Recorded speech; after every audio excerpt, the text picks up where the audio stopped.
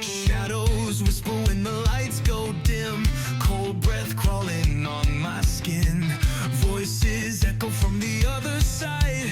Is it real or just my mind? Things paranormal talks in the dark. Secrets buried leave a burning mark. We interview the dead, we debate the unknown. Chasing shadows where the seeds are sown. Fingers tapping on a Ouija board. Broken silence like a shattered chord. Eerie hums in the dead of night. Is it true? Well, that went wrong. Things happen. I was still mute. I Well, just noticed. yeah, no, I don't mind. We have Jimmy in the house. So hi, Jimmy. Hey, And buddy. we have Wayne already. Wayne. Yes, he promised. I recognize my blonde hair. Yes, of course you're in. Of course you're in. But we have a special night tonight, and everything went wrong. StreamYard on its back. StreamYard I have sucks. to, yeah, I have to pay to put down the countdown. Well, I I'll check don't it do out that. later. I'll check it out later. Yeah, we do. But for tonight, we have a special guest.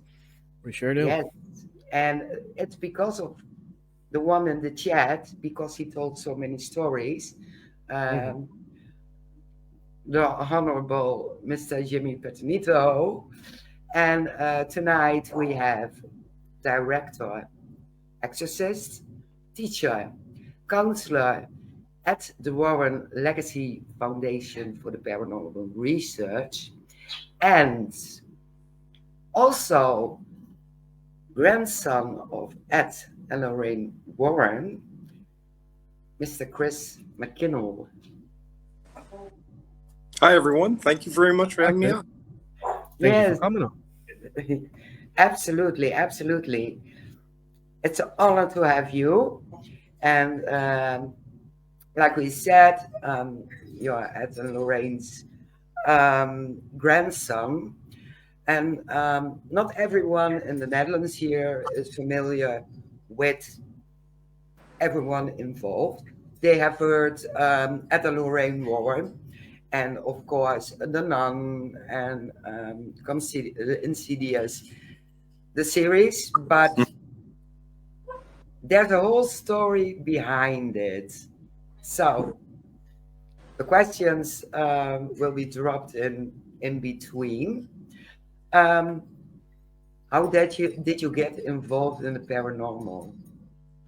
Well, I don't think I had a heck of a lot of a choice.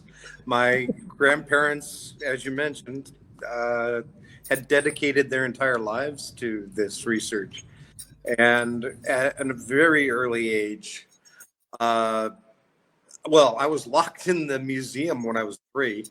That certainly left an impact on me. Wow. And then I started going on lecture tours with my grandparents when I was 14. And I would watch my grandmother stand in front of a haunted house and just talk about everything going on in the house, even without walking into it, while a local reporter would be showing me his notes that he hadn't even written the story yet. And yet she was getting all of the points correct. I was just blown away. When I was 16, I went on my first case with them, and I've never really looked back. I've been doing this research now for 44 years. Wow. Wow. I thought I was doing it long. I had Yeah. an early start. You remember, my grandparents kind of pushed me out of the nest early. Yeah, you had an early start. I started late, but I'm going also towards 28, 29 years in the paranormal. So I think that's pretty. That's a good run, yes. Yeah, We're getting it there. is. Absolutely. What was it like to go on investigations with your grandparents? The first one was the big one. That was the eye opener for me, because I've never had a case that had so much phenomena in one night. It was over the top Hollywood style poltergeist case. My grandmother wasn't even there that night. It was just my grandfather and I and a man named Paul Bartz. And the stuff we saw, I mean, we walked into the house and the house was shaking from pounding in the walls and growling and clawing inside the walls. And we're not talking quiet. This wasn't like, it was like boom, boom, boom.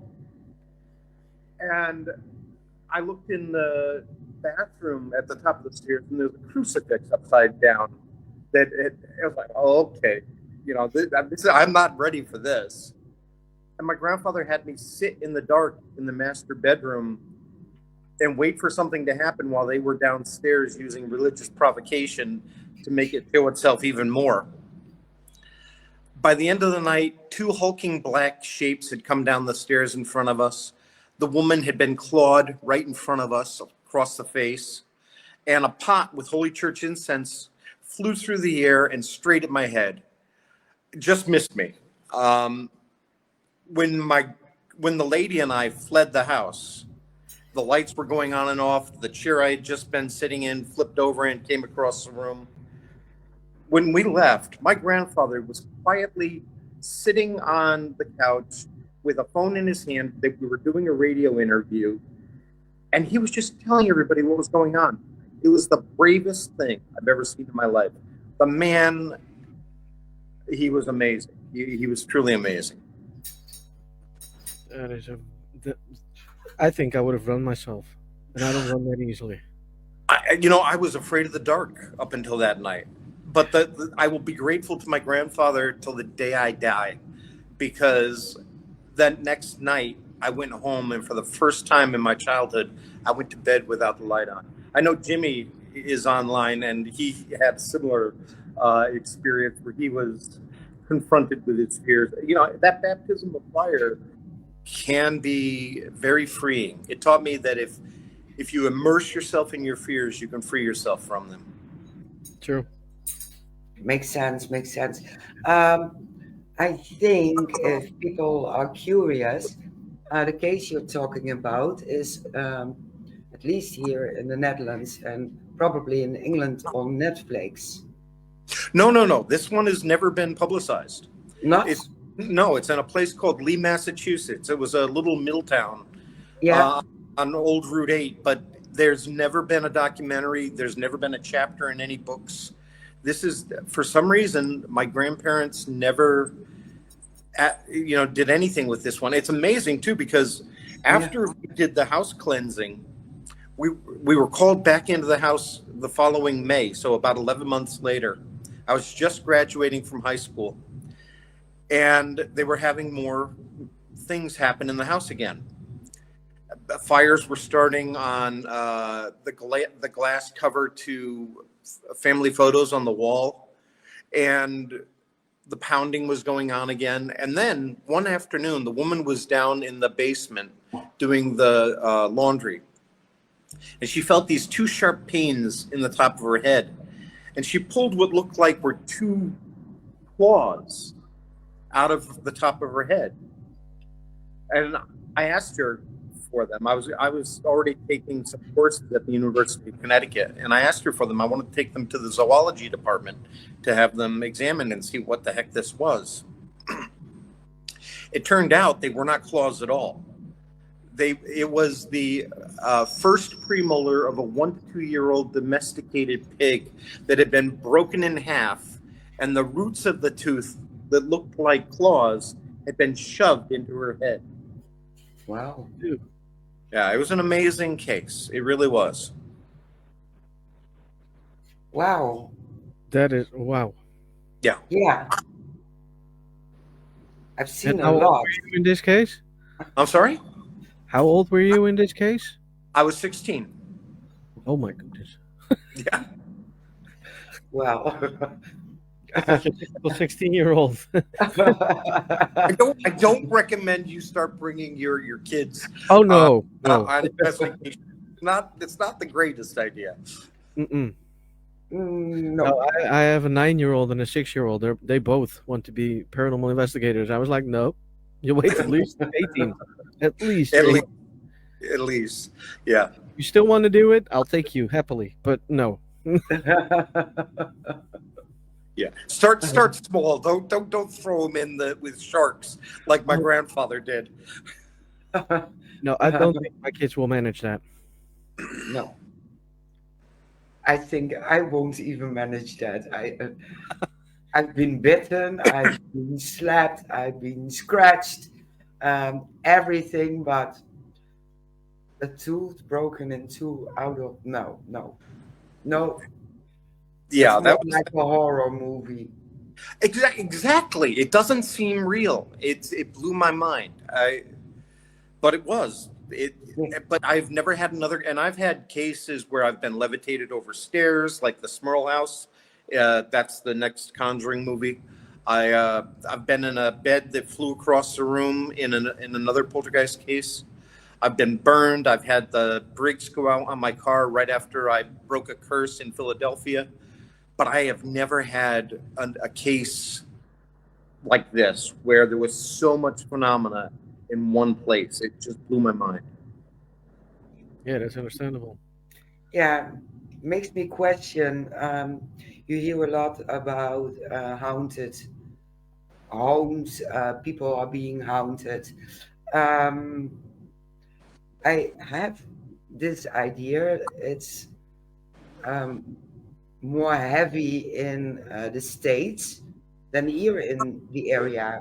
I haven't heard of those cases around here. You, Shane?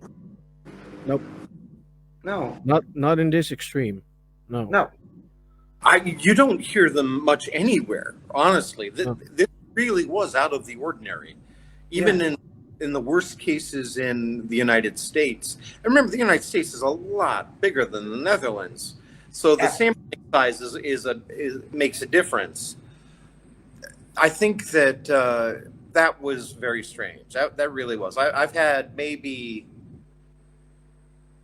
over 10,000 cases, maybe 10,500 by now. And I would guess no more than 100 have been that near that. Never that, but near that.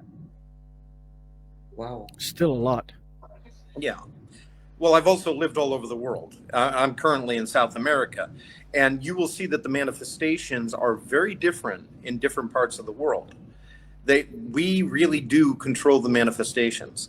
I've been asked, why is it people here in South America ask me, why don't we get those big horrifying cases like you get in North America and Europe?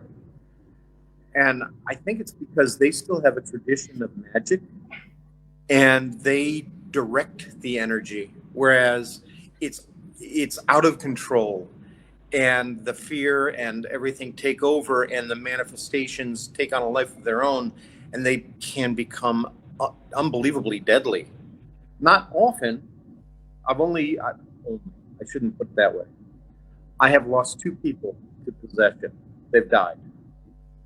I had another colleague of mine.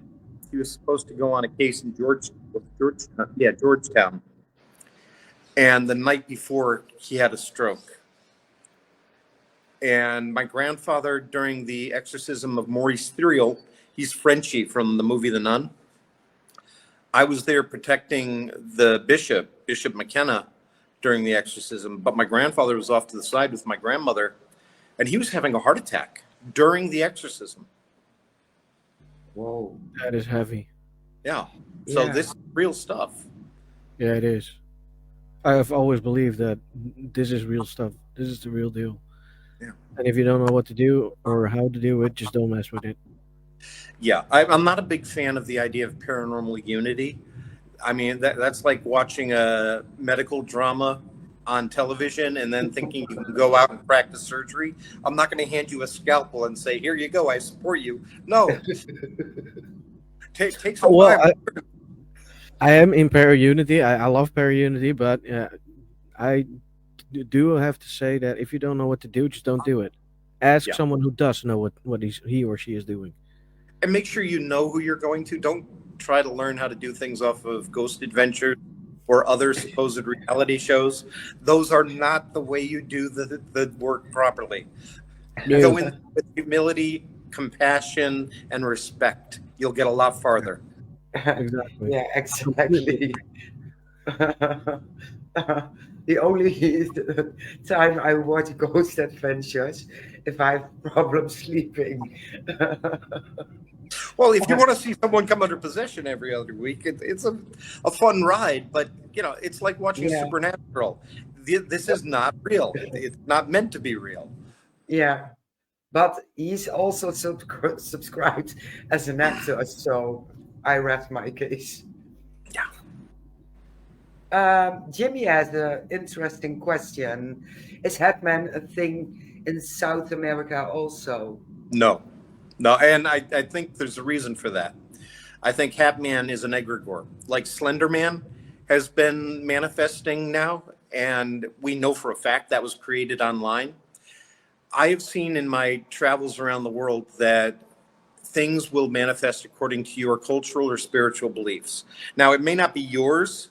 For instance, there was a case in Australia where an Australian family was being haunted by something that appeared to be an Indonesian demon. But it turns out that the family that lived there previously had done rituals to summon up a spirit to protect the land from Indonesia. These are things that are actual spirits, are not figments of your imagination, but they are created by us, by our energy. I think the Hat Man or the Black Eyed Children or the Phantom Hitchhiker, these are all different examples of these generational manifestations. Like in the 80s and 90s, everybody was talking about the gray aliens. And don't get me wrong, I believe in aliens, but maybe a lot of those manifestations were actually created by our own energy because they fade in time. We don't have the same manifestations. It's like people lose interest in them. True. Yeah, I Yeah, agree. makes And it happens a sense. lot. Oh, and in South America, to continue, there are over 1,000 different cryptids just in Peru. And there are cryptids here in Paraguay where I live. And these manifestations are, I believe, when we're faced with things we cannot explain, when we're faced with the unknown, our brains cannot handle that. So we immediately put a face on that thing. Even if that face we give it is demonic, like the devil, we would rather face the devil than face the unknown because the devil comes with rules. We know how to fight that. We don't know how to fight the unknown. Yeah, exactly. Um, it's human and psychological. Um, People have more fear for the unknown as for things they do know. And Yeah. it's the most crazy thing because a burglar you have to fear because he's going to break in. A killer, you might not live to tell another day. And the unknown, some people act up so crazy. Yeah. Why? Why? I think there's a cognitive dissonance when we're faced with the unknown. Our brains can't handle it. And to me, this shows how powerful we are. And it makes me feel hopeful that the paranormal shows us what we can do when we let go of our fear. What can we do with discipline instead of fear to manifest something great instead of something evil? Agreed. Yeah, absolutely. Yep. And then you could make the jump to the Warren Legacy Foundation for Paranormal Research. You also educate. Hmm. That's what we're doing today. Yeah, That's why I do these. Let yeah, people know we're here to help. That's very important to me. And all of our services, by the way, are free and confidential. We don't advertise your details because I've seen how that can hurt a family. Oh yes. You know, it. My grandparents, back in the day, yes, for the really bad cases, they did advertise them. Sometimes that was a way of forcing the church to help. Other times it was simply a way of letting people know they were there to help. Yeah, they didn't have the internet like we do today. They yeah, didn't have a way of getting the word out there. And so I understand in retrospect, but at the time I didn't really like it. No. I no, understand where you're coming from. Definitely. yeah, Yeah, we ourselves, but we do a lot of home investigations as well, residentials, but we never tell anything. No. And if a family comes to me and they say, "Oh, we just want you to come and verify that it's here. We don't want you to get rid of it." It's like, oh, you want to turn this into a tourist attraction, don't you? But yeah, I'm not going to give you my seal of approval for that. No, I can't do that. No, nope. same. It's no circus. No. And I treat the dead like I treat the living. They are exactly the same. They're just people.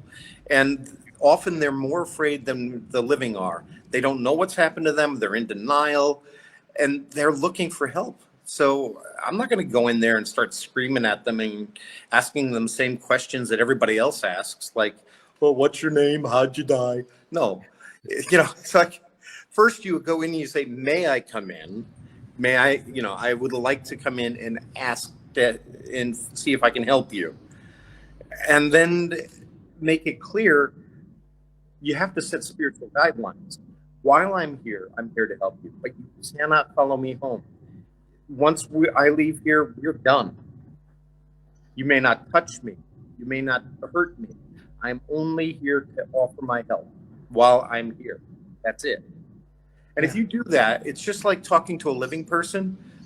As long as you're not dealing with a jackass, you're going to be fine. Yeah. If you're dealing with a jackass, then you need to do a little more work. Yeah, Yeah, I just wanted to ask that question. What happens if the spirit does decide to hit you or touch you, touch you, whatever? How do you deal with that?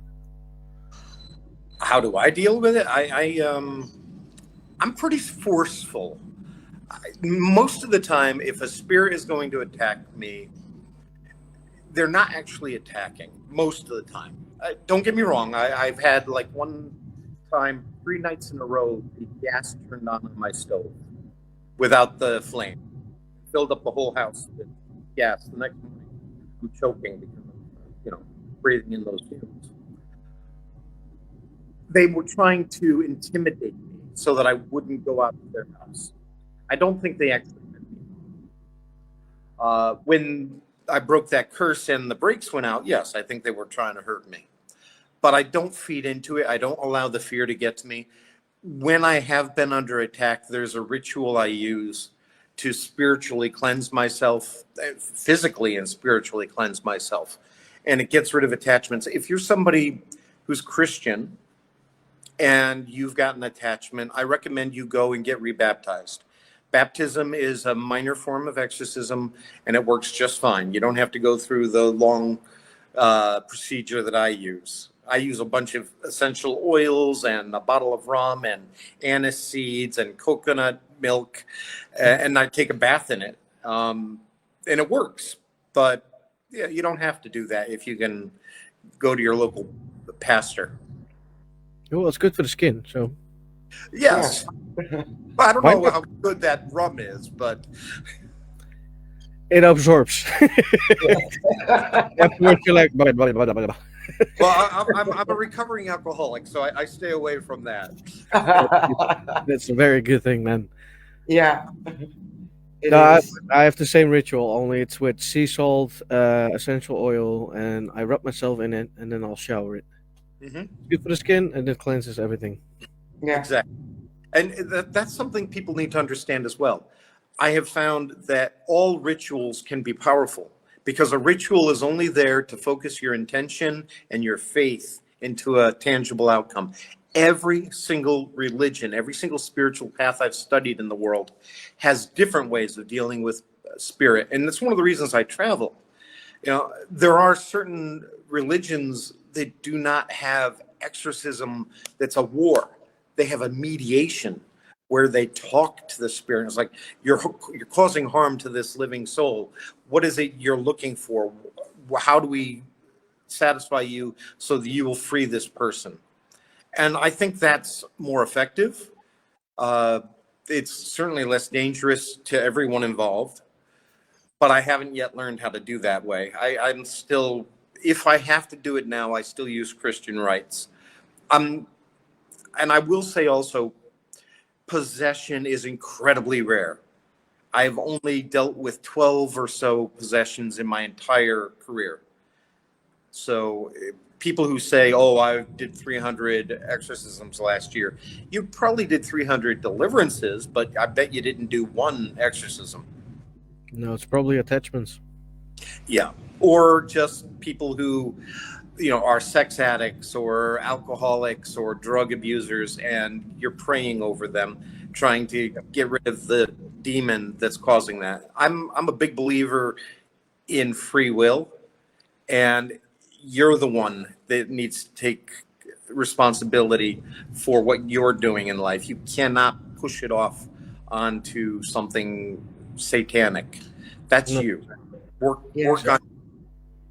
I've seen, even in cases where we have actual possession, there's an underlying issue that makes somebody vulnerable to the paranormal and making it manifest in that way. You can have dozens of families live in the same haunted house and never report any phenomena. But then you have that one perfect family and it's a storm of energy and it all manifests in a horrifying way. That's what we have to look for, is what is it that makes you vulnerable? And then we have to deal with that as well. We have to deal with it holistically. So whether it's domestic violence or drug abuse or mental illness, let's work it all out. My grandmother used to say, I've taken this idea a little farther, of course, because this is a field of research. That's how it works. You don't stay static. But she used to say, clean your home, get rid of all the clutter, fill the home with happiness and light, watch comedies that make you laugh out loud, listen to music that makes you want to sing and dance. That will get rid of half of the problem right there. And that's true. I absolutely 100% agree with that. I tell everybody the same thing. Yeah. I agree with that. Yeah, I can vouch for it. I Yeah. live on war ground, and I live in this house for nearly 25 years. And during my marriage, my husband was bleep, bleep, bleep, bleep, bleep, bleep, bleep. And my house was really restless. My daughter was attacked, um, pulled her hair, doors. We heard boots, footsteps, German voices. And I moved him out because my cats were allergic, and it came quiet. Yeah. Yeah. I absolutely understand that. I had a case in Surrey in England where the land had been a POW camp as well as a war hospital. And they had transitory spirits coming and going all the time. And the family, the young man was on the autistic spectrum, and the mother had high anxiety. They were all highly, highly gifted, and they were constantly being troubled by spirits. Yeah. The question pops in if it comes to the autistic. Do you believe that the autistic attracts more spirits? I think they may be the next step in our evolution. They can be incredibly gifted, and open to things that we are not. They can concentrate far better than we can. So, yes, I think that maybe attract is the wrong word. But I think they are very gifted, and anybody who is more psychic, their aura burns more brightly than a normal person's, and they're like a lighthouse in the darkness for a lost soul. You, I can't tell you how many times somebody will say, I keep moving and the spirit keeps following me. That may be true. Sure, that may be true. But it's also equally likely that you're just constantly attracting them because you're a very empathetic person and they see that and they're reaching out for help. That's why I talk about laying down spiritual guidelines every day out loud. And anytime you're confronted, I think that probably the last time I had somebody interrupt my sleep was about 6 months ago. I was going to a house the next day here in Asuncion, and all of a sudden I get 3 knocks on my bedroom door. It's like, I don't know, 12 or 1 o'clock in the morning. And I just said, no, I am not dealing with you tonight. I'm coming to your house tomorrow. Leave me alone. You do not have my permission to come here.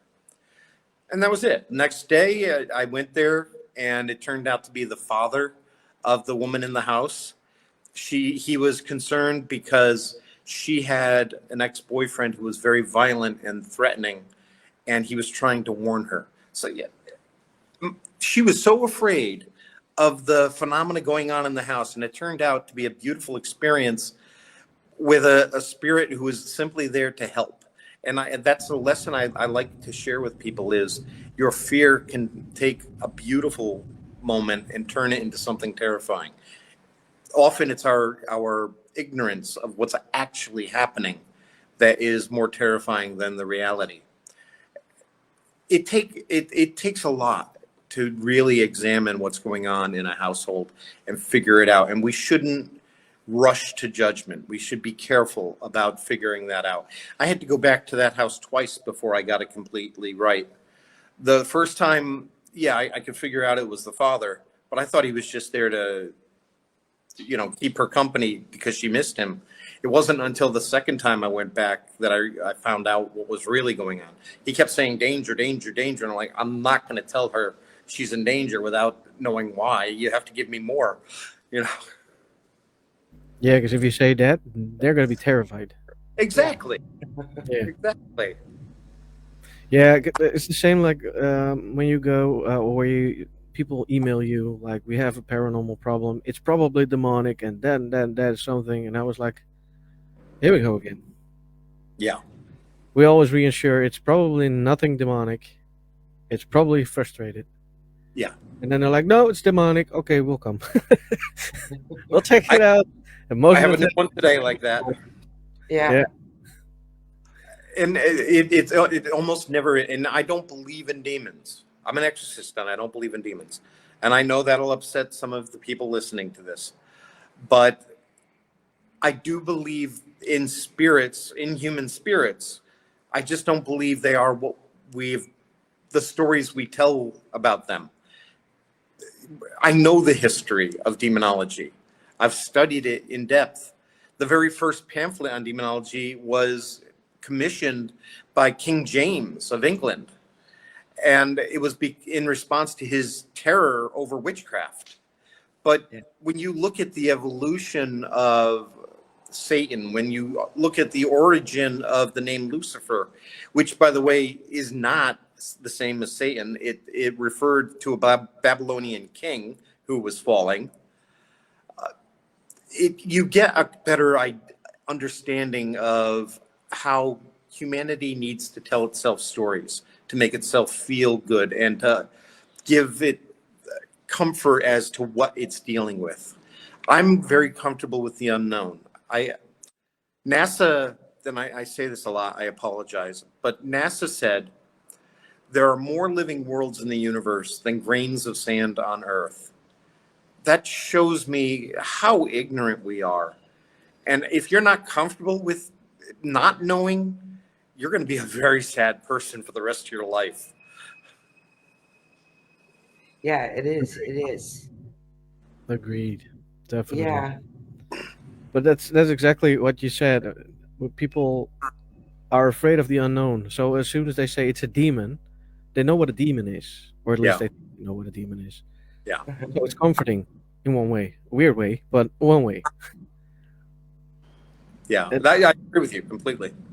yeah, Yeah. people should really stop calling demons. It's a demon again. Seriously. We, Here we we go. Yeah. don't use the word. We don't use the word in the foundation. It's a culturally loaded term that terrifies without giving any meaning behind it. I don't care if people are spitting up pea soup and their head is spinning around 360 degrees. That's not a word we will use. You use the word inhuman spirits then? Entity, manifestation, things like that. I try to stay away Okay. even from things like inhuman spirit because that's also equally terrifying. Well, maybe not equally, but certainly terrifying. It is Yeah. terrifying. Yeah. Well, understandable. It's something we learn as well. I will remember that. Definitely. I avoid demons and that kind of stuff Oh because yeah. I Yeah. think the most of them are malevolent and bad in life and yeah, bad in the afterlife. And yeah, and The thing some about, are. the thing about these manifestations, though, you know, people want to say, oh, they have the wisdom of the ages. They really have never shown me that. Maybe they have some extra knowledge. Like I had a case in Costa Rica where a young girl was coming under possession, and she knew I was coming even before she knew I existed, screaming at another man on the phone who, my partner, who was saying that he was on his way to the house. She's in the background screaming, don't let that priest come here. I'm a pastor. And she knew I was coming even before I got there. But these things are reactive. They're not active. They're going to manifest from our emotions. Yeah. And I think that's something people need to keep in mind. That's why my grandmother's advice about filling the home with positive energy is so important. If you're fighting with your spouse or your children, take that outside, resolve it before you come in the house, and maybe get some family counseling. I'm not saying that alone is going to work. It's not, but that will help. Yeah, Yeah, That's agreed. probably what's opening the door to these things. It is. yeah. Uh, just another question. What's your belief on portals? It's interesting. I'm not a believer, I suppose, in that idea exactly. I'm open-minded about it, but I think the term "we open doors" is accurate. We give invitation. But to say, "Oh, there's a portal in my basement," yes, I know people who have said things like that. And fine, let's do a ritual. We'll close that portal, and that'll work because your faith and your intention is to close that doorway. But do I think that a particular mirror or anything like that is the thing? I suppose if you put enough energy into it, yes. Just like a psychic can use a bowl of water or dowsing rods or anything else to hone their abilities, you can do the same for summoning and for opening doorways. But it isn't necessarily so. It's just the tool you're using to focus. Yeah. Agreed. Oh, Yeah, which actually brings up something else. For those of you who think that you have a haunted item, they exist. Negative energy can attach to an item. I am not a collector of these things. And the worst part of my grandparents' legacy is that they ever called that prison of theirs the museum. yeah, It was never open to the public. It is not that kind of a thing. It's there to protect you from those things. At least it was until the current owners. Um, but if you have a haunted item, take it far from any home, off of any property, dig a hole a foot deep, bury it, and consecrate the ground in whatever way your spiritual path leads you to do it. Holy water, blessed salt, Florida water, whatever you do, and then leave it. Never come back to it. It'll be fine, and you will not be bothered anymore. Do not burn it. Do not destroy it. Do not throw it out. That doesn't work. Completely agree. Yeah. Unless you collect things, then keep it. But that's your problem then. And if you're doing that, learn how to bind it. My grandparents did not know how to bind Annabelle for years. Annabelle sat in a rocking chair for like 5 years before they figured out we have to do something with this stupid doll. And that's why it's in, or was in, the box, the display case. And my grandfather put up a sign saying positively do not open. You know, but unfortunately that's not the case anymore. No, I heard a lot about that. Still Yeah. think it's stupid. Yes, it makes me question if you touch a haunted object and you take some gloves for gardening, they don't protect you, do they? No, of course not. The holy oven mitts and holy garden gloves that they douse in holy water, Yeah. that's ridiculous. I mean, I suppose, again, if your faith is concentrated in that ritual, but to me, and again, I could be wrong, Yeah. but to me, if you're doing that, but then you go and you open the door anyway, you're throwing away the protection you just gave yourself. Yeah. So it doesn't make any sense. Yeah, but it contradicts as well because it's in a cage and they use mittens to get it out, holy water, and you have those YouTube investigators, Cody and what's his name? Sam And and Cody, I think. Sam and Cody, and they took it with their bare hands. So what? Did they really? You know, I don't follow the paranormal world. I don't follow the people who think of themselves as celebrities. I'm Yeah. not a celebrity. I'm just a guy trying to help people. Yeah. That whole side of things is embarrassing to me. Some do send it to me, and then I'm getting curious. I have to see it. I have to see it. Most of the time, I'm sharing it with Shane. I'm going to hell. I'm going to hell, and laughing about it. Uh, but it makes me question, and so many questions pop up in my head. What? How? Um, they should be possessed by now. Sam and Cody and Zach If it's Bagans the as well. if it's the real doll, we Yeah, don't. I know that Tony had a fake doll as well years yeah. ago, and somebody offered, at least the rumor I heard was somebody offered $2 million for the doll. Whoa. I don't think it would be smart to leave that doll in an unprotected art studio in behind an unoccupied house at the end of a dead end. I'm sure that's not. I have a strong feeling that's not the real doll that's on display in the museum, or even the one out making the rounds. I hope it's not, but at the same time, it really doesn't matter, because if you're a psychologically vulnerable person who believes that the doll is dangerous, it can still cause harm. Yeah, Agreed. yeah. Also, a question: how many years does an object stay haunted? Doesn't it decrease? Does the energy get less? Is it fading away for so I think many years? I think that depends on the object and the amount of attention put on it. I'm developing a theory called temporal overlap theory, talking about residual hauntings and why, for instance, we never see Neolithic battle sites reenacted, because we don't remember them. We're not keeping that temporal tether to that moment in time.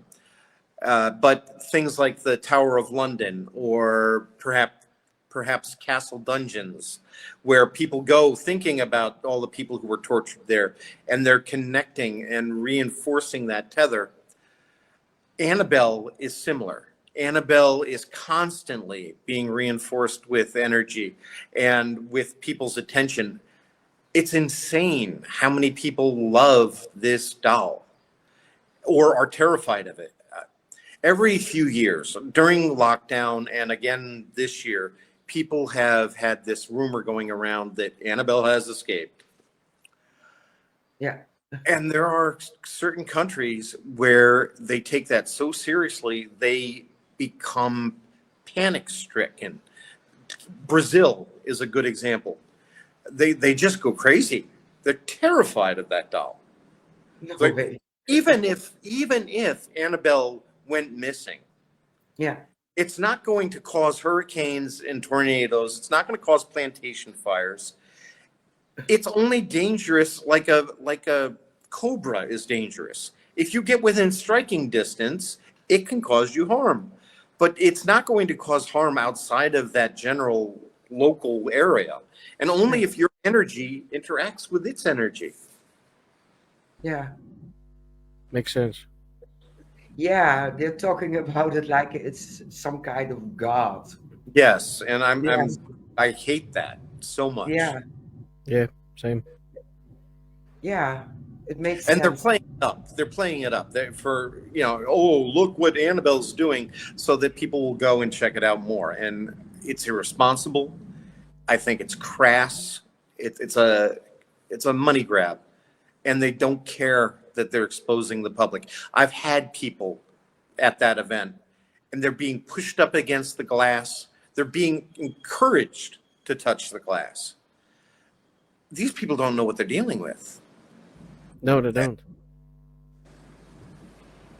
I agree, they don't. They just do whatever they are told, like groups of exactly, and they make money out of it. Yep. That's the main thing why these kind of things happen. Yeah. And Yeah, I've been disowned by my family, and there's no danger that I'll ever inherit a fortune, or the museum or anything else.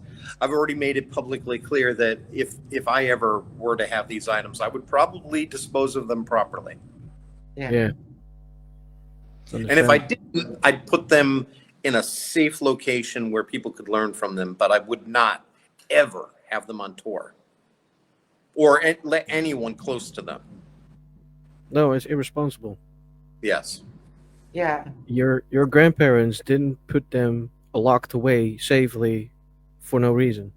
Exactly. There was a reason behind it. Exactly. When they took them out of a person's home, it was because they were dangerous to that person. Yeah. Yeah.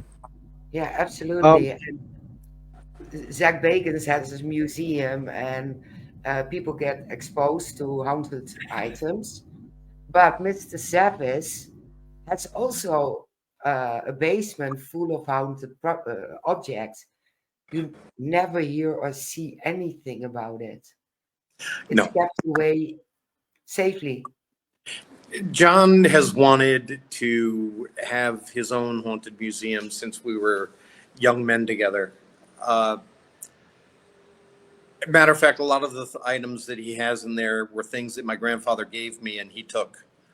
I don't encourage people to collect these things. It's irresponsible.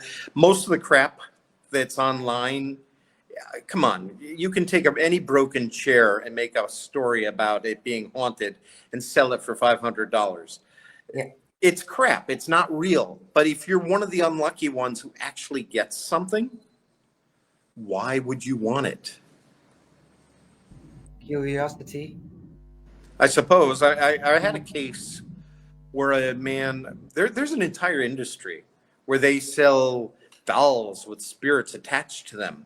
Yeah. And this man bought a doll so that he could have company at home.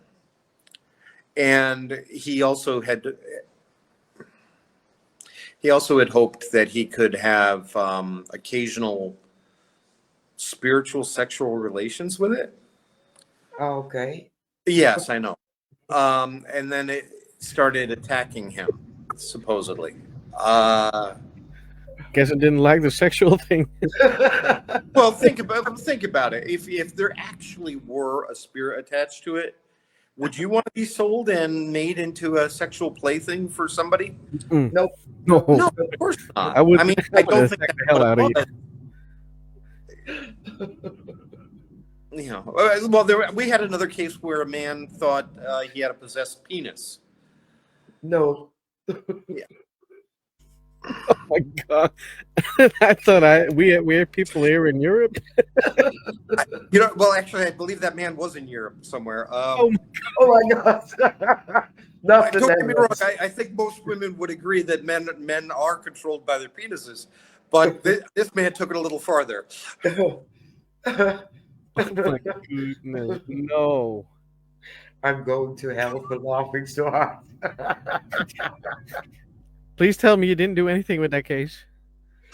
I consider myself a paranormal social worker. I try to get people the help they need, even if that help is mental health help.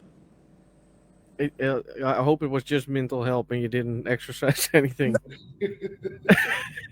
Because that would have. No. Out, deep, and out. No.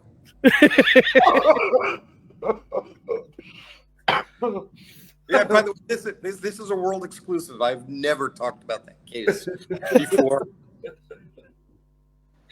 Oh. See, we all have a lot of fun in these things. Oh. You see weird And things I when you do shouldn't- the job. I should be careful because the truth is, things can manifest sexually. They can be done. The movie The Haunting in Connecticut is based on a case that I was the lead investigator on. The movie's crap. My grandparents' book on the case is crap. But the case itself was about a man and a woman both being sexually attacked. Ah, the entity. Well, that's a different one. That was in Texas, and that Oh, it was was in before, Texas. that was Okay. before me. That was like 1970 something. This case was 19. Let's see, it was after I was in Africa, so around 1990. I never heard of it. The movie The Haunting in Connecticut. It's the only movie I ever walked out on after about 45 minutes. It was just terrible. I couldn't stand it. I saw it once think and I I saw. can't remember a thing. I saw 10 minutes or so. Yeah, I couldn't deal with it. I mean, I don't go to the movies expecting a documentary, but when you've lived it, it's hard to look at this and say, what have they done? Yeah. Yeah, that would have. I Exactly. think I would have had troubles with those kind of movies Yeah. if it were my cases. Then I'm like, Well, seriously? the Conjuring movies are based on real cases, but the details are completely ridiculous. Yeah. Annabelle, the Annabelle movies are fantasies. Annabelle's real, but nothing in those movies is. Nothing. And the nun doesn't exist at all. Not. Oh my God. I was so convinced she was live in Romania. The nun does. Now, the character Frenchie is based on a real man, Yeah. Maurice Theriault. And I worked on that case as well, but nothing about him is reflected in the character Frenchie. Is there this bit of reality in the Conjuring movies? Oh yeah, that's about the right amount. Yeah. Yeah, they For make instance, it's my movie. favorite part. Well, yeah, no, the first one's pretty good. The second one I thought was awful. My grandparents were in the Amityville house one day. You know, they were brought in by Channel 5 News, and they were in the Enfield haunting for one long weekend or something like that. Yeah. Not long at all. That wasn't their case. It was Maurice Grossman's case. He did a great job over years of investigation. And he's not even mentioned in the movies. And the nun as a connecting monster for those two cases, That's James Wan. He's a phenomenal director and producer, Oh yes. but that's not real at all. Yeah. Now, having said that, if you watch the third Conjuring movie, the last scene is based on something that actually happened. My grandfather took my grandmother out into the backyard, covered her eyes, and surprised her with a gazebo because she had wanted this for many, many years. And it's still there. It's still in the back. And that brought tears to my eyes when I watched that. Yeah, I can understand that. But that was a Yeah. beautiful scene as well. Yeah, that was wonderful. That made me happy. Yeah, I have to admit I've seen all the movies. Yeah, me too. I have And not I seen have the to say, last Annabelle. the first time I saw Annabelle, I was like, in the end of the movie, I was like, what was I watching again? I seriously had no idea what I was watching. I liked the first Annabelle movie. The second one took me a year to sit through the whole thing. It was so bad. I couldn't get into it. And I will not watch the third one. The idea that my mother is a psychic and that she's a teenager being chased around the museum was just so ridiculous. My mom has avoided the paranormal her entire life. She's not psychic. She's never had anything to do with the paranormal. I was a kid when Annabelle came home, and I was the one locked in the museum, as a matter of fact. So no, I can't even watch that crap. No. I watched. I can't. Did I watch it? I don't know anymore. Probably did, but I can't remember it. I've seen them, and the only thing I remember from those movies is that song because I get a headache from it. Tiptoe to the Tulips. Oh, I Yeah. don't know. It's so awful. I know the song. It's a terrible song. I just don't know where that showed up. Yeah, the thing for me is this points out how incredibly false the Annabelle movies are.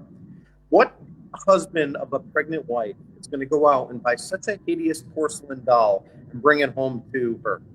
It just isn't going to happen. It's disgusting. Just buy some damn flowers. Yes, exactly. Buy her a Raggedy Ann doll. Yes. Even those are prettier than that thing. Exactly. No, people are weird. I do believe it could be somebody's husband, but Yeah, you're right. It's possible.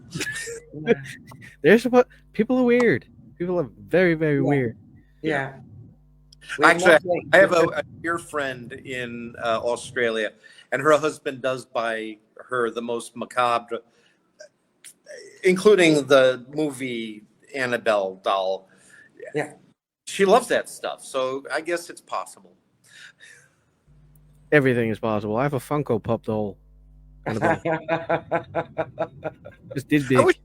I wish they'd make ones that looked like my grandparents and not like Patrick Wilson and Vera Farmiga. Maybe Yeah. one day. You can order them, I think, custom made, but they are expensive. Yeah, I travel too much. I can't afford to be carting things around. No. Well, those small dolls, they're not that big. No, I know, but you have to understand, everything I own is in a suitcase. Ah, I live like a monk. I really don't carry much with me. You don't okay. need one. You don't need much to be happy. No, I'm the richest man in the world because I know the only thing I can take with me when I die is the love in my life and my experiences. And I've had some of the most wonderful experiences anybody could ever hope for. Yeah, absolutely.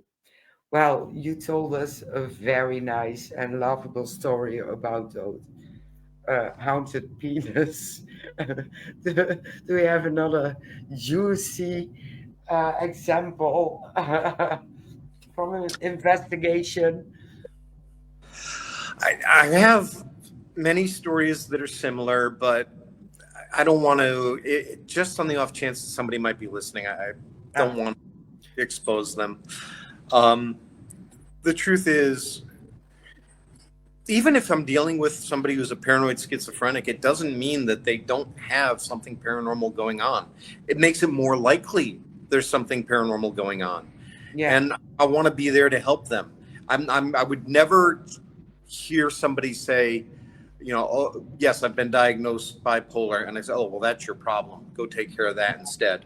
No, half my job is diagnosing the problem. Yeah. And that takes a lot of effort. Agreed. Definitely. We always laugh about it later. Exactly. Something like that. Your case happens. I'll laugh about it later. I'll take it seriously. Yeah. Yeah. To And help. believe me, there are others I'm thinking of right now that I've certainly laughed about, but I would be terrified that somebody would hear it and recognize themselves. Understand. Well, Can you maybe tell us about the most beautiful case you ever had? Yes. Oh, boy, there's so many, actually. I mean, just my grandmother visiting me many times. That's always a beautiful thing. She saved my life. This is going to sound strange. I believe in the phenomena. I just don't believe in the superstitions behind the phenomena. And I have a hard time believing in magic. I know it exists, but for me, it has to be something I put as quantum physics. It's directed energy. And I was under attack almost 2 years ago now here in Paraguay by two different magic users that I had upset. And I didn't want to believe it. And I was electrocuted, thrown across the room. I had bruises the size of my palms all over my body one morning. I looked like a leopard. I couldn't walk. Things were breaking in the house. My daughter and I were not getting along, and that's weird. And I just did not want to believe it was anything other than bad luck and natural occurrences. And then my grandmother showed up to 4 different psychics on the same Wednesday night and said, Christopher's under attack. He needs to take care of it immediately. And next morning, I wake up to 4 messages from women who didn't even know each other. And I was like, all right, I'm going to take this seriously. But the most beautiful, I would have to say,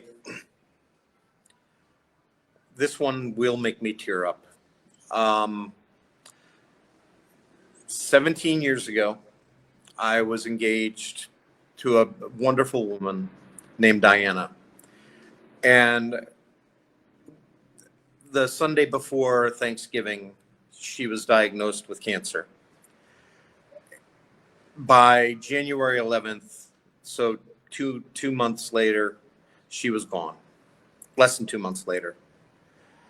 And it was hard. You know, it was really, of course, very difficult as she was going through that. She wanted to be with her mother. She didn't want to be with me. There was a lot of stress. We had bought a house together. She'd never got the chance to live in. And one night I woke up. I was alone in the house. It was pitch black.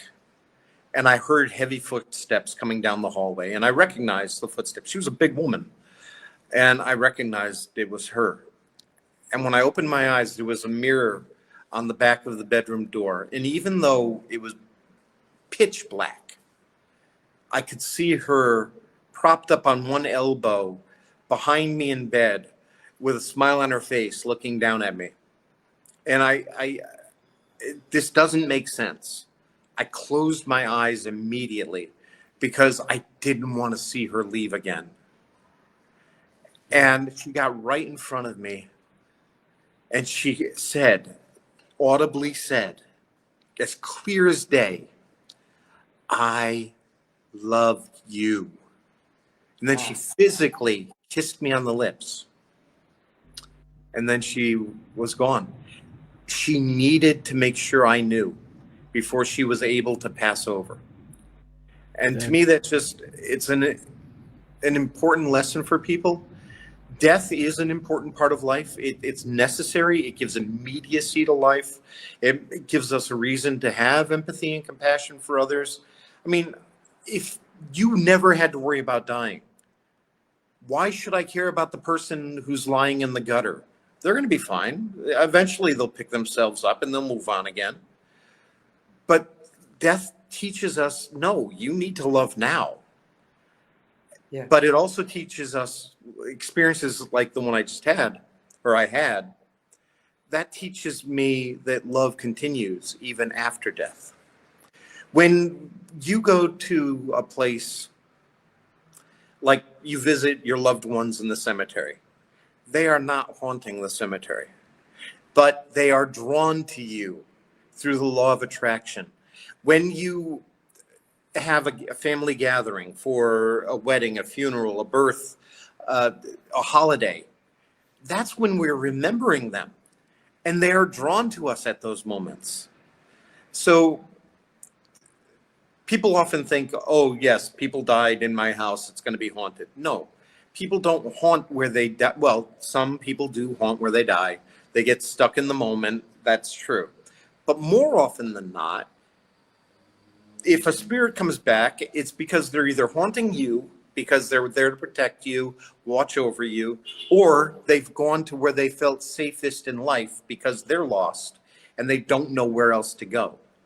They're not going to haunt their moldering corpse. That is not comforting to anybody. No, exactly. Exactly. I Yeah. do have, I had an experience on a graveyard, and with all due respect, there's a lot of people, paranormal investigators, that resent going to graveyards because of the respect. I did go, but with all due respect, uh, plus the fact there was a child's grave from a friend of mine who lost their child half a year before that, so I went there to lay down a toy. Um, in the meanwhile, I did my investigation, and I had a child coming through, wanted to play hide and seek. And I was like, okay, I'll play, no problem. And we started playing, and as soon as I said, I'm going to count to 10, and then you have to make a noise, so I know in which direction I have to look because I can't see you. But you Right. can see me because you're hiding, so I can know where to go. And as soon as I said that in Dutch, the message came through, "Who are you?" And it was clear as day. That was a class A, and I was like, okay, that's cool. In a child voice, that gave me goosebumps till this day. So I do know there is spirits there, but like you said, it's probably because you attract them. Yeah. I mean, you go there and you see John Smith on the grave. You're thinking about John Smith, and oh, who was he? And yeah, you're going to attract them. Yeah. Yeah, exactly. It's not because they're still there with unfinished business. It's because, No. like you said, Yeah. Although I did, just for an example. Now this is going to be interesting. Um, Raise your hand if you've ever spent the night in a haunted brothel with a bishop. I was in Bogota, in Colombia, with a friend of mine who's a bishop. It was his birthday, and now the brothel was closed down. I will say that, but we went there with a government liaison. This was formerly a very famous strip club. Narcos and crooked politicians would hang out there. And whenever I have to go in to use my abilities, and I never was comfortable doing that, I cannot know anything. I have to go in there completely blind. Otherwise, I don't trust anything that's coming. But I was in one of these little private booths where they used to have their dances. And I started feeling lightheaded and like, what the hell's wrong with me? And I realized I feel like I'm on drugs. And one of my colleagues brought in her spirit box. And you know how they work. You know, you're cycling through radio stations. And this is Bogota, so everything should be in Spanish. And I'm speaking in Spanish to this spirit. And I'm realizing I'm feeling somebody who probably died while they were on drugs. And I got the sense that this was a young girl who had been a dancer. She had died there. She came and went. She wasn't stuck. She wasn't earthbound. And she was very, very happy. But as I'm talking to her in Spanish, the answers are coming through the spirit box in English, clear as day. I was like, all right, now we're dealing with something a little more intelligent. Personally, I'm not a fan of spirit boxes. I like the Estes method because it takes that human element out of it and pareidolia out of it. I think it's more effective. Yeah, I agree. Plus the fact that you get in a state of trance, which makes your senses go very wide. So Yeah. you only focus on that part.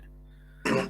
My That is- grandmother was a light trance medium, and I'm the same way. If I'm actually in communication, I will not remember most of the things afterward. People have to tell me. I don't carry those memories with me. So whenever I give a reading to someone, and I don't do it often, I have no idea what I've shared. I can give you a general idea. Like there was a man who, his parents contacted me from Australia a few months ago. And my first question was, did he kill himself? Because that's what I got. And they said, yes. I said, okay. And then I came up with this weird name. I honestly, I don't remember the name now. And they said, oh my God, that was the name of his machine that he used in the mine where he worked. It was some kind of truck or something. And I said, okay, well then I know I'm talking to him. And so it was actually a life affirming message.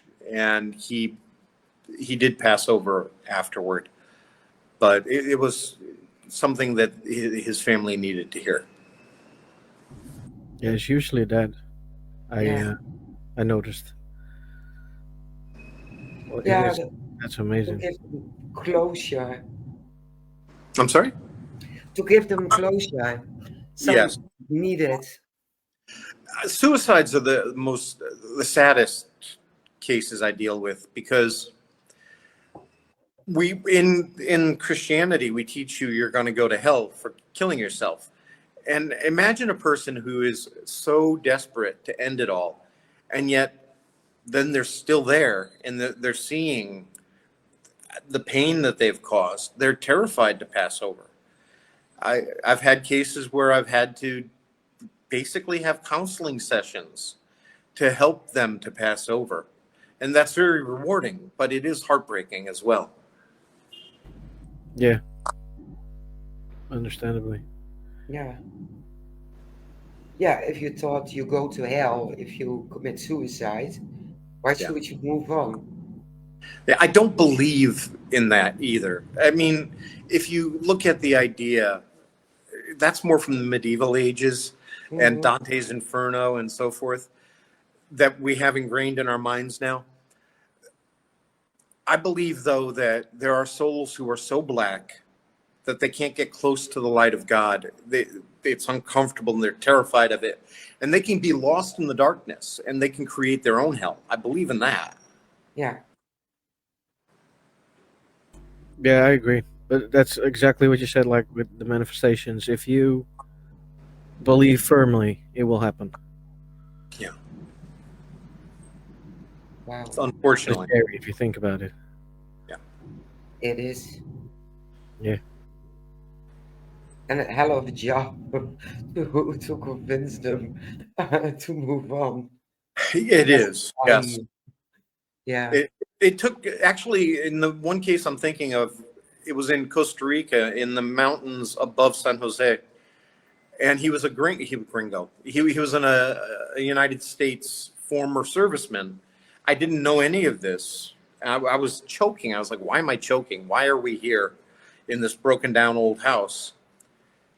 And I said, was there an American living here? And they said, yes. I said, was he a former serviceman? They said, yes. I said, did he kill himself? And they said, he hung himself right where you're standing, where I was choking. And so the rest of the team, most of the team anyway, pull out all their gadgets. I don't use any gadgets. And they're trying to get readings. But I was working actually with a team that had flown down from Mexico to meet me. And one of the ladies and I started going up the stairs, and he liked her. He didn't want to deal with me. He's like, no, I'm happy here. I didn't, I don't want to move on. But I knew that wasn't really true. And he liked her, so he went with her, and we talked to him for about 30 minutes and eventually convinced him that he would be safe and he wasn't going to go to hell. He had killed his 2 dogs before he killed himself. And he was afraid that he would go to hell for that as well. Wow. Yeah. Wow. Very sad. Yeah, it is. But at the end, he did pass over, and the young woman who I was with was crying. She was so overwhelmed by the messages she was receiving. Yeah, I can understand that in a way. Absolutely, absolutely. Wow. Well, I see we are at the end of our time. For listeners and viewers, if they want to learn more about you, where can they find you? Well, they can go to warrenlegacyfoundation.com if they need any help or if they are interested in joining the foundation. We are very careful about who joins the foundation. Our clients always come first, always. And you can also find me on Instagram, TikTok, Facebook. If you have a problem, reach out to me. I'm happy to help. If you're interested in learning more, I'm now offering monthly Zoom sessions. We just did a presentation this past Sunday, which was very, very successful, very popular. And it made me realize, yeah, this is something we should be doing more of. I think it's valuable. The original presentation, which we'll do each month, is like a Psych 101 course, where we're giving you in-depth introduction to a lot of different topics using terrifying and beautiful stories to illustrate the lessons. But I see this as expanding, and maybe some presentations will be all story and others will be much more instructional. I think that this could be something useful for a lot of people. So if they're interested in that, they can reach out to me for more information as well. Very cool. Yes, it is. It is. Well, if I'm correct, I did share out the link Great. to the society so people can look into it. Press the link and you will end up at the website. And we do At Warren Files for Instagram. It's there under my name or with my name. Yeah, it is. I know. And as soon as this is going to be on Spotify, I will look up all the links and put them in the description of the Spotify. Yeah. So they can Thank click you it very much. and it will automatically go to the social media. Yeah. Thank you. Appreciate it. So we can put the TikTok, the Instagram, the YouTube, and the website all into it. Yeah, we actually do have a YouTube channel. It's a little dated, but the information there is excellent. By the way, that's something I want to warn people about. If you're watching my grandparents' movies or their old video interviews or even reading their books, you're only seeing a snapshot in time. You are not seeing where they ended up with their research. And keep that in mind. You're not getting the true picture. I always tell people, would you want to go to a doctor who learned medicine in the 1960s and is reading 1960s textbooks, or do you want to go and learn from somebody who's learning today? Yeah. Keep that in mind when you look at that stuff. Yes, I say a lot of things that sound like they contradict my grandparents, but the truth is you don't know where my grandparents ended up. I do. Yeah. True.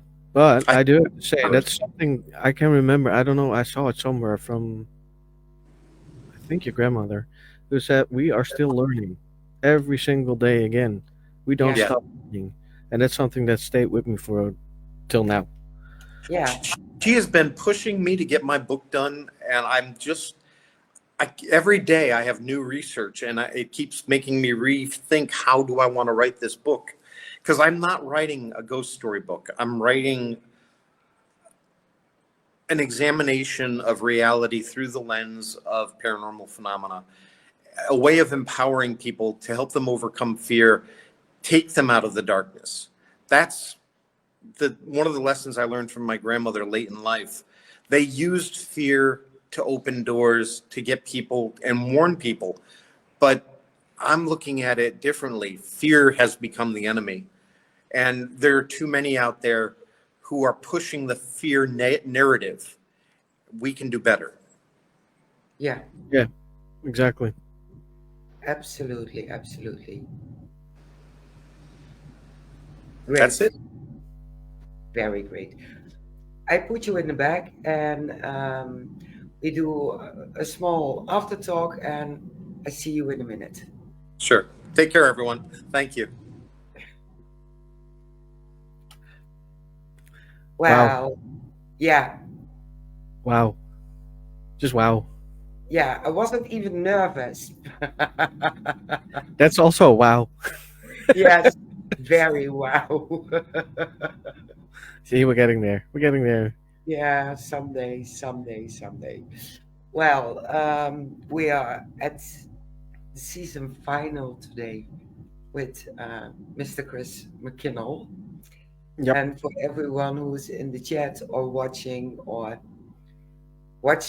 the rerun a few days later than now, the Thursday, we have a vacation planned.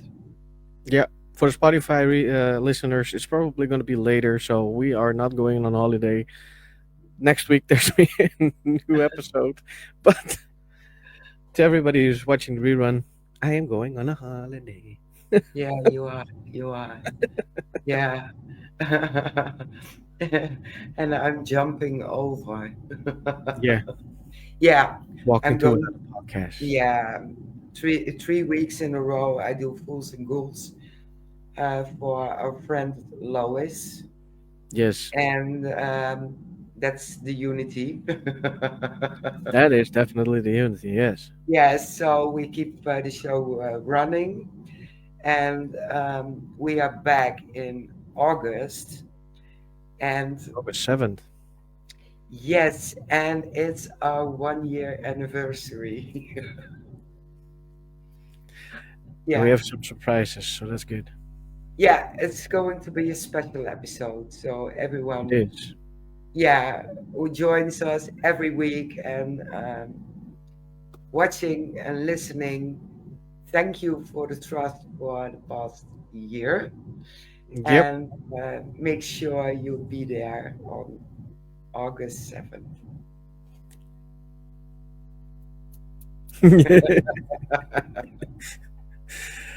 Yeah. Thanks everybody for watching, and we will see you in 2.5 weeks. I think Yeah, it is? 2.5 weeks. Yes. 2.5 weeks. Okay. Bye. Bye-bye. Microwave Wayne. Thanks for watching. We hope you liked the video. If you did, don't forget to like and subscribe.